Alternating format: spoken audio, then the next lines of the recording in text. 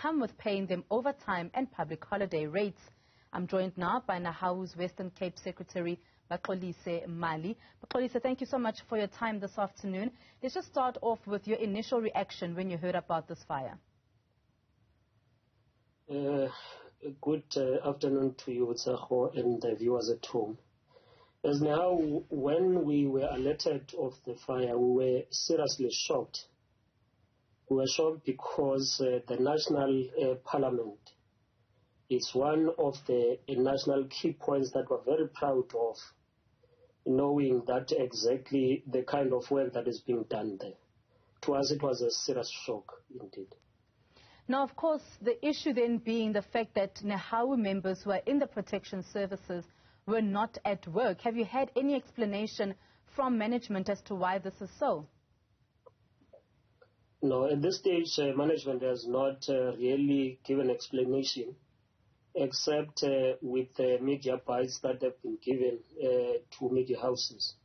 But what we got to know, because we've got shop stewards within that service of protection, we got to learn that as they were approaching the 15th of December, when everyone was supposed to take the leave and go to holidays, management then sent an email saying those in the protection services who might want to work even during holiday, let them come forward. And about 7 of them indicated that they were willing to work during the holiday time.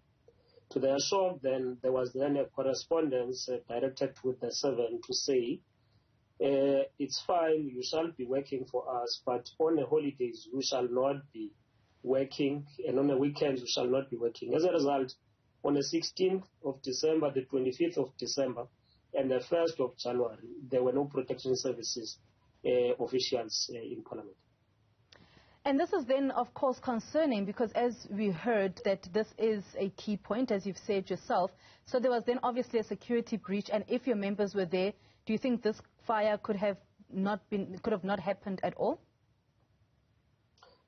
We doubt that the fire would have happened, but even if it would have taken place, that would have been prevented, taking into consideration that in March there was a similar incident, but it was stopped.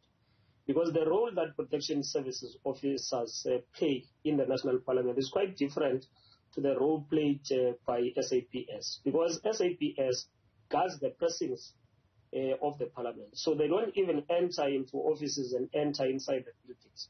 Whereas those in the protection services, they are inside. Once they are stationed inside, if you're stationed 2 in a particular corner, the other one keeps an entrance, the other one patrols. So it is then very easy to detect when there's a smoke or when there's some security breach that have taken place. So we are affirmative to say, had those workers allowed to be at work and there's no excuse about money, this matter would have been resolved. And taking into consideration the period between the SAPS informing firefighters and the time in which they had to have an access, because the protection services are the people who have got keys to enter inside that building. So whether firefighters arrive just 2 minutes before, if there are no protection services officials, they will not be able to access them unless we have got those people who have got keys to open for them. And hence we are of a viewpoint that had we not put money before the security of the state and the security of that national key point, this would not have taken place. What is then your call as Nehawu to management around this particular incident and the call around what exactly is the plan with bringing back these protection services on public holidays and even on weekends? Our call is threefold. The first one is that we were calling for an immediate upliftment of that decision. And those protection services officials must be returned back to work, because in the first place, there was not even a consultation with the trade union, being Nehawu the only one that organizes that. There was no consultation. People unilaterally took a decision to say we're cutting, despite the fact that Parliament have saved around 300 million for the fact that MPs have not been going down. Many meetings have been held virtually and not physical. So we don't understand this excuse. You were dealing with just 7 people. We don't think that would have even amounted more than 100,000 to even pay them for those particular days, which were just 3 days for 7 people. Secondly, it shows a leadership paralysis in Parliament. In December, as Nehawu, we have called for Parliament to urgently address the question of filling the vacancy of the Secretary to Parliament. Because from where we are seated, we don't find any justifiable reasons that you will have someone acting for 4 years in a position. The current acting Secretary to Parliament has been acting since 2017. But equally, she has shown a lack of leadership, maturity, and competence to an extent that as Nehawu, even when we wrote to them in July 2021, saying there are audit findings about the OHS and the compliance of Parliament in 2018. What are the steps that we are taking to implement that? Are there any things that we have done? That being raised in July 2021, because out of the 13 audited areas, 11 were found to be high risk. Only 2 were found to be medium risk. Now, they opted to be arrogant for one reason or the other, and treated their plan to address issues as highly secretive.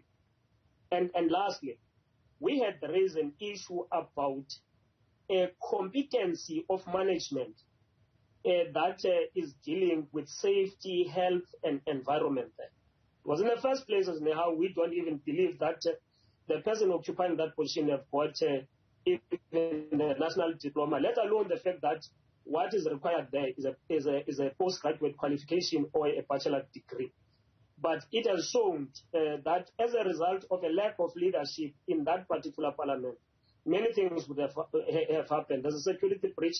There have been many breaches, including offices of MPs being entered into, things being stolen. In 2018, you will remember there was a manager who entered with a gun and committed suicide. Yet we have got security. So there's a leadership paralysis. We think Parliament must act immediately, 1, to address the issue of returning those workers back. 2, urgently deal with the question of having a replacement to a Secretary to Parliament. But lastly, the heads must roll. It can't be easy to enter a national key point just like that. Listen to the reasons that have been given. There's a talk about someone who have went to ensure that something is locked, to ensure that the sprinklers do not work, a valve. How did that happen? Whether you are saying this is a matter of OHS, or you deny and say there was an intruder that entered there, how did an intruder know where the valve is to block sprinklers? So from where we are seated, we think there are many questions that ought to be answered, and hence the Parliament must play its own role. But it must take the Secretary, the acting Secretary to Parliament into task. She must provide answers, including on the questions that Nehawu have raised about compliance on these issues. And perhaps some of those answers will be given to us, Baxolise, at about 1:30 when Parliament is expected, when members of Parliament are expected to brief the media. But just finally for us, you mentioned, of course, these 3 things that you are calling for from management. When would you then like to have a meeting with them around the concerns that you have, especially now that there was this security breach? To us as Nehawu, we are readily available 24/7. So even if they can call us tonight and say, let's have a discussion around this thing, put arrogancy aside and deal with other issues, because there is a tendency to want to conflate our viewpoint around what had happened in Parliament vis-a-vis the fact that there's a deadlock on negotiations. We can't be playing into that space. We're not the people who are just looking for a limelight that will just accuse issues about compliance and security breach only because we are angry about the salary increase. So we are calling for cool heads. We're saying management must meet with Nehawu so that Nehawu, as a progressive transformative union, can put in place what it thinks ought to be done so that we resolve all the security breaches that are there. Of course, we're not experts on security, but we might have ideas on how we deal with these issues. Baxolise Mali there from Nehawu in the Western Cape. Thank you so much for your time this afternoon.